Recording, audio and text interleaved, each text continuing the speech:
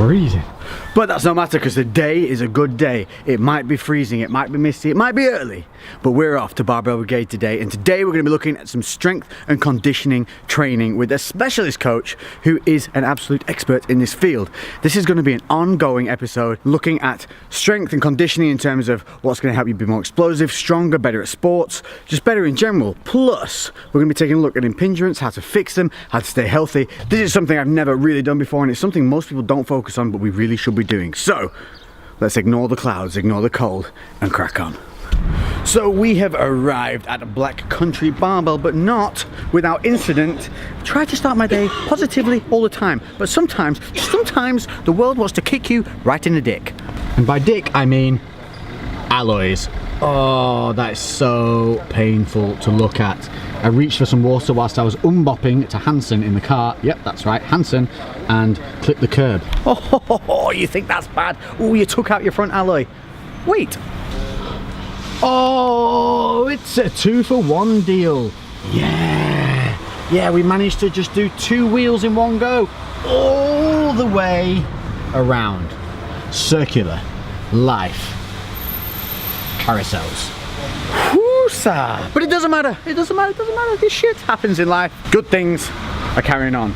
So we're here at Black Country Barbell. Today we're going to be working with a little fella called Jake. This man, and this is a face you're going to get used to seeing on the channel because Jake is a specialist in strength and conditioning. Today what we're going to be doing is taking a look at my physique, and we're going to break it down. He's going to take a look at a relaxed position and see initially where he thinks there's problems.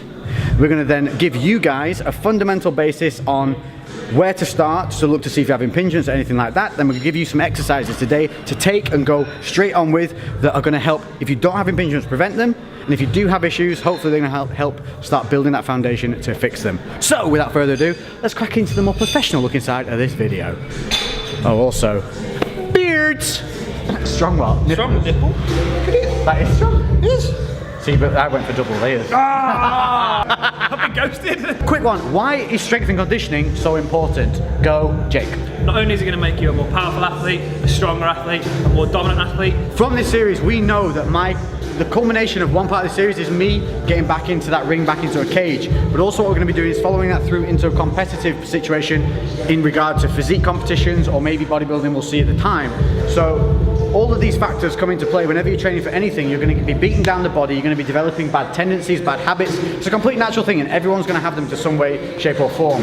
Your strength and conditioning style focuses on picking up on these weaker areas, finding out the reasoning why, strengthening that foundation to stop those bad habits forming. Absolutely, and creating sort of an athlete and a system where you can then keep doing this for a long time without necessarily beating the body down. I always tell people, I want to build you up, not beat you down. We're going to take now a quick look, basically at my relaxed positioning of my body. Jake's going to go through, he's going to point out any areas that he can see immediately off the bat, and then what we're going to do is we're going to take you guys through some self-diagnosis, some little movements, simple things that you can check for yourself to see whether you are suffering from any impingements or reasonings as to why you're feeling pains in certain areas. As this series develops, Jake's going to be getting more specific with me, and obviously then if any of that pertains to you, you can follow this on like for like. If you need to hit Jake up on a personal level for anything, all his links are going to be in the description for every one of these videos that you'll see, so don't be afraid to slide into his DMs. He loves a good nude. Most importantly, we're going to look at some of like the most common faults that I see with athletes and fighters, and then apply that to Lex, apply that to you guys, so you guys have something to go away with and work on yourselves. We're going to look at how to self-assess as well, and how you can basically use this stuff moving forward. Jake's very good at making you get naked very quickly. Just to point that out, ladies, just in case you're sliding in those DMs. So as we said, we're going to take a quick look now. Professional. We're going to take a quick look now at my relaxed posture, and Jake's going to immediately go through anything that he sees. I'm going to completely relax, so I'm going to let everything hang loose.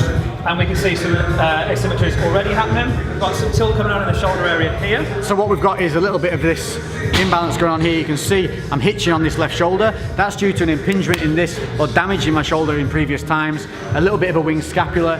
If he stands at the profile side for me, what we can see is we've got a slight forward head posture and a slight extension to the trunk.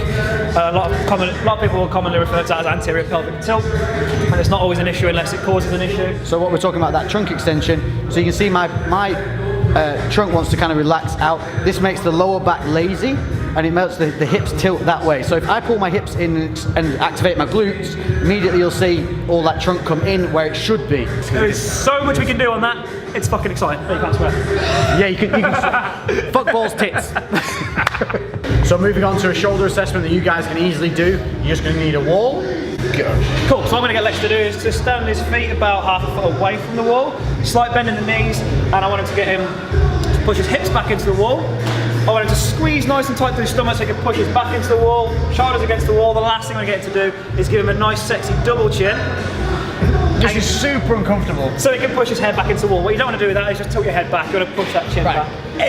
This is hard for me. Is it bad that this is hard for me to hold? No, you'd be surprised at how many people will struggle with this. Okay, good. And what we're going to do, nice and slowly, is one arm at a time. I'm going to get you to keep your thumb pointing up, and I'm just going to get it to bring up towards the wall as slow as you can. Nice and slow for me. Keep going, keep going. Keep squeezing and pressing into the wall, and back down for me. Good stuff. A lot of tightness on that top shoulder. Side as well. Nice and slow, keep pressing into the wall and relaxing there, bring it back down. That won't even go all the way up. Yeah, exactly. Shit. So you can already see the differences we've got from one side to the other. Wow. Yeah. I didn't know it was this broken. Yeah. We're going to go same, a bit further out with our feet. Nice and tight through there. Tight through there. Sexy double chin into the wall. Okay, we're going to start at right angle, and I'm basically trying to get to your knuckles and your fingertips are against the wall. These are called wall sliders. So keeping everything pressed into the wall, I'm going to reach above my head, straighten off my arms if possible, and then come back down. So what the natural tendency is to do is for your ribcage to flare up. We're trying to fight against that, really tightly squeeze that down nice and tight through here, and try and do it then. What's going to happen is it's going to want to do that. It's the intent of pinning that down is what we're looking for. Which is something I've advocated a lot of during actual training sessions. Just keeping that ribcage pinned down, yeah? Yep. Cool. Hips to the wall. Hips in. Shoulders against the wall. Lower back pushed in. Lower back pushed in, so nice and tight through there. You really try to pin that ribcage down. I always tell people, imagine there's two magnets and you're trying to draw them together. Okay. Okay, so now you're starting your arms at right angle. Yeah. It's already quite hard to keep those in touch with the wall, isn't it? Yeah. So the intent is keeping that pin down. Really slowly, you're going to raise it up and try and straighten up your arms. Very slow. It's hurting all the way down to my lower back. It hurts, doesn't it? All the way down to my lower back. Yeah. Woo. And relax there. Good. Oh. All the way down from here. Yeah. If it's really hard, what is that actually telling us in terms of what's going on? We're going to get some more out of it when we do our assessments after. Upper back specific. Upper back specific. Okay. Yeah, massively. Fuck.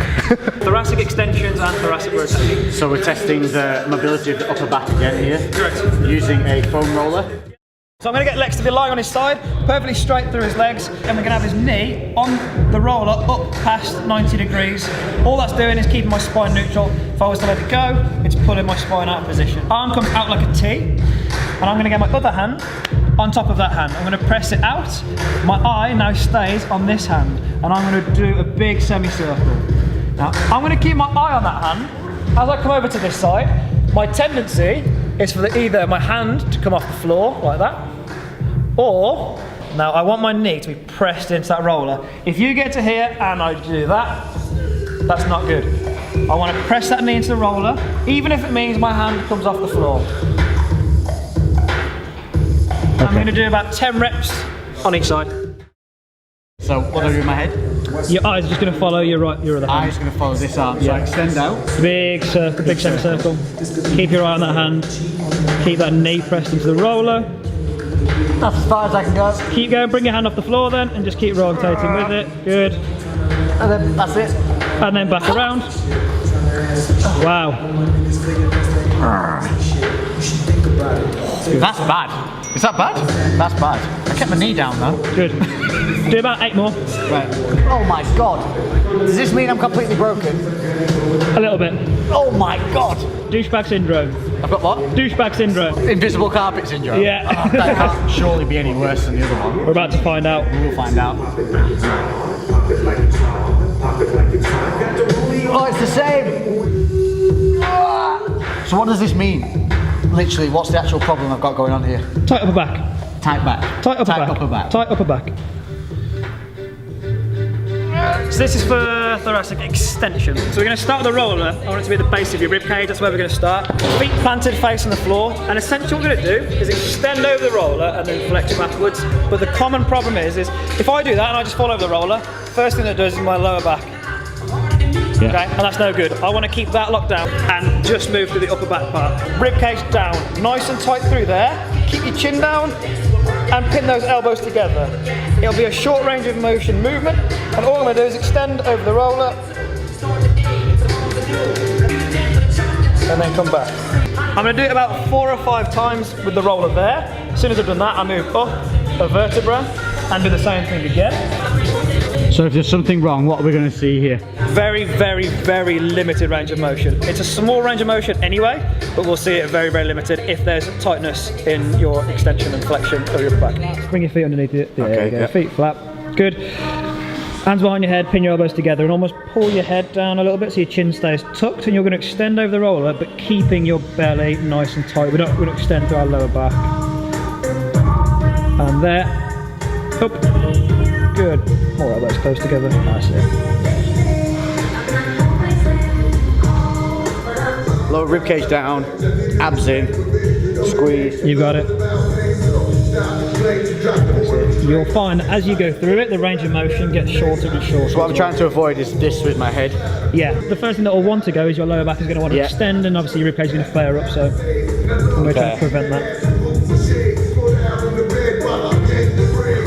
Is that right? Yeah. We have one part of me that's not fucked. Okay, so that's a super easy way of finding out whether your upper back is tighter than a nun's. We've got some work to do. Good news is that we should see some relatively easy fixes, but we've got some stuff to work on. If I wasn't broken, this would be no fun, would it? So it's good to see all these. And the basics of this is you've got to get fucking real with yourself. What's wrong with you? What needs fixing? People see me train. I train to a good standard. I'm intelligent in the way I do it, yet I still have all these problems that just build up over time, and that that mentality we all have of just push through. I think that's the culprit of most of these things. Anyway, onward. Next we're going to look at how the hips and the glutes are functioning. We're going to look at some asymmetries from side to side. It's going to give us quite a good indication of what's going on, what's going wrong, and this is one of my favourite things to use to assess glutes and hips. All you're going to need for this one is a plate and a Jake. I'm going to have Lex be doing this barefoot, so do as I say, not as I do. Standing in the middle of the plate, all your weight is going to be through one leg. You're going to reach out in front of you, keeping this foot flat, and I'm just going to touch the floor with my one foot in front of me. I'm then going to come into the side and do the same thing, and then the same on the opposite side. As I get more comfortable with this, I can start reaching and stretching out as far as I can. So 1, 2, 3, that's going to be 1, and we're going to do it 5 times on each side, and that should give us a good indication of what's going on. And if there's an error, what will we see?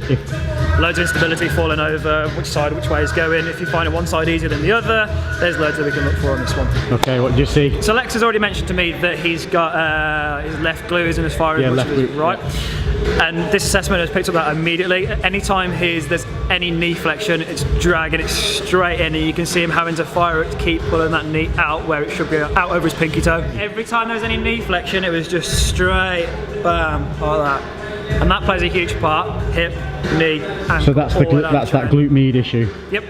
Easy to fix though. Easy fix? Easy fix. Easy fix for something that for me has plagued me for no shit 5 years now. Easy fix. I've been to NHS physios, I've been to sports physios, but because I'm not rehabbing in an active form, not specifically targeting that problem and haven't been, that's why it's still there. So hopefully, annoyingly, in a few weeks, hopefully it should see a big difference. Given the stimulus that we're going to be working under, I think you should be able to see a pretty quick turnaround in this sort of stuff as well. If you're going to be in the gym 4 or 5 days a week, you're going to have to consider yourself an athlete. You're going to have to consider yourself as being in a performance environment. And all these things are something you need to be paying attention to. And if you can do this early on, not like me, do as I say, not as I do, prevention is better than cure, so start doing this shit now. Check things now. Where there's instability, start working on it. This will pay off in the long run. It will help you build a better physique overall anyway. So you fix these things now, they're going to help develop that more overall aesthetic looking physique anyway, because those weak areas that some of us suffer from now as a result of this, they won't be apparent in you. So this is all the benefit. It might be a bit boring, it might be a little laborious to do all this stuff, but it's these little things that build up over a long period of time to give you one big result. We've got the problems. Here's the start of the fixing points, and it's all going to be done with this simple little piece of apparatus. And we're going to start off with 3 different exercises, and you can progress with this band without having to change up to it. You don't go for a heavy band, don't go for a thicker band. So starting with those shoulder problems, let's go. So what we're going to do first is we're going to do what's called dislocates. The way you can progress this with the band is by how narrow you have your hands on the band. The closer, the harder it's going to be, the wider, the easier it's going to be. So we'll start middle of the road, relatively straightforward. Arms stay straight, and with this one we're going to make sure that rib cage is pinned down, nice and tight through there. You're going to go all the way over and all the way back. Good. And we're looking for no compensations whatsoever. The most common compensation you'll see is his rib cage is going to flare out. So we're going to try and pin that down. Exactly. Don't let that happen, keep it down. Correct. And just like that? Yep, and we want to build some volume in with these, so we can sort of go for 20, 25 reps. As you build through it, you can start bringing your hands closer as you build a bit of fluidity into the shoulders. Another compensation is going to happen. Arms start bending as we get tighter. So we're trying to keep the arms completely straight throughout the whole move. The whole movement. And then... Good, good. Yeah. Feeling a bit tighter, that one? You keep head up and chin in. Head up, chin in. You got it. This feels good. Okay, Sweet. next. Same band, same position. He's going to start out in front of him. Yes, out of the camera. Hang on, wait, hang on. Yeah, rewind. Wait. There we go. We're going to do banded pull aparts. We're going to look at something specific here though. So, same thing with the band, you're going to have it out in front of you, but you're going to have your palms facing up. For those of you that are interested, this is for external rotation of his shoulder. Rib cage stays down, and you're going to pull the band apart. What you're not going to do is you're going to go excessively range. That's perfect range. Bring it back in for us, and when you bring it back in, you don't want the band to go slack. You want to keep constant tension on the band. Last thing we're going to get you to do is try and relax through your traps. I tell people, try and pin your shoulder blades into your back pockets. You can vary the height of it as well. You can do it lower to belly button, you can do it higher to chin, you can do it to the bridge of your nose, you can do it wherever once. You don't have to be strict with where you're going. So that's a scapular exercise for that good posture, helping keep those shoulders back, engaging those rear delts. Next! So anchoring the band. Yep. You can anchor it to a rig, you can anchor it to whatever you want to. So next one we're going to do, banded face pulls. We're going to anchor it to a point there. Like a standard face pull, we're going to keep knuckles down, elbows driving nice and high, but we're going to try and relax a little bit through our traps. As you come over the back, I like to call, it's like feeding the swans, you'll end up showing off your swans like that. So we're going to go higher elbows and try and get your elbows lower than the knuckles. Good. And again, we're trying to go for 20-25, squeeze it at the back, and we're doing that. All we're doing is setting posture, getting all your little stabilising muscles that weren't firing before, firing, beginning of your workout. What I do find definitely helps with this is to consciously relax your neck. If you relax your neck, you've got less chance of doing this pigeon neck, and a lot of people do this. If you relax your neck, you'll subconsciously relax your traps as well. Absolutely. Tense your neck, tense your traps, simple. Next, so that's your 3 to get working with, and now let's move downstairs to the real trouble spots. No, you filthy people, I'm not talking about that. It was. So what we're going to do on this one is we're going to do a normal reverse lunge, but we're doing an R&T method. This band is going to be pulling this knee, it's going to be pulling it in, he's going to have to fight against the band to pull it out, which is going to get all his stabilisers going, which is exactly what we want. So we're going to do a slight forward lean with this as we drop it to the floor. Mate, that's really, really, really difficult. Yeah. Fucking hell. It can be progressed with the same band. The closer you go to that point, the easier it'll be. The further away you come, the harder it'll be. I can't explain to you guys how hard this really is. My whole body wants to do this. It's really weird. From here, lean forward. Oh my god, it's so... You can see it, man. See it? You can see it. Yeah, you can see it. I feel like I want to hold something. That's what I want to do. Down. Oh my god, it's really bad. It's really bad.